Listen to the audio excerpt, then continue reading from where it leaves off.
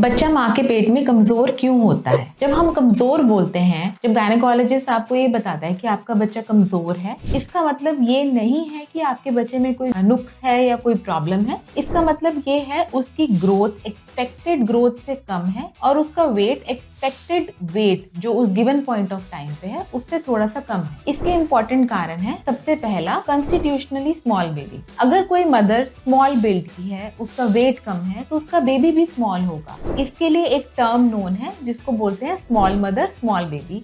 ये बिल्कुल नॉर्मल है। इसका सेकेंड मोस्ट इम्पॉर्टेंट कॉज है प्रेगनेंसी में मेडिकल कंडीशंस होना, जैसे कि अनकंट्रोल्ड बीपी, अनकंट्रोल्ड शुगर्स होना, थायराइड होना, अनीमिया होना या फिर कोई प्लेसेंटा में प्रॉब्लम्स होना।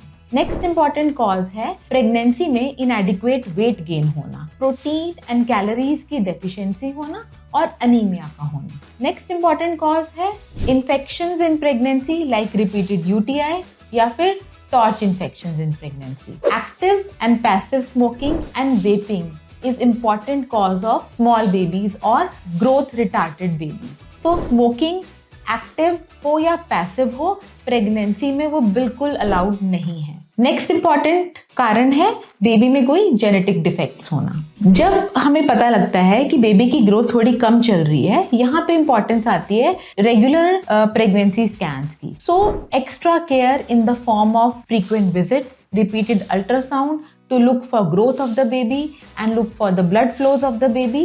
ये सब करके हम बेबी की ग्रोथ को मॉनिटर कर सकते हैं और टाइमली इंटरवेंशन से होने वाली कोई भी कॉम्प्लिकेशंस को प्रिवेंट कर सकते हैं।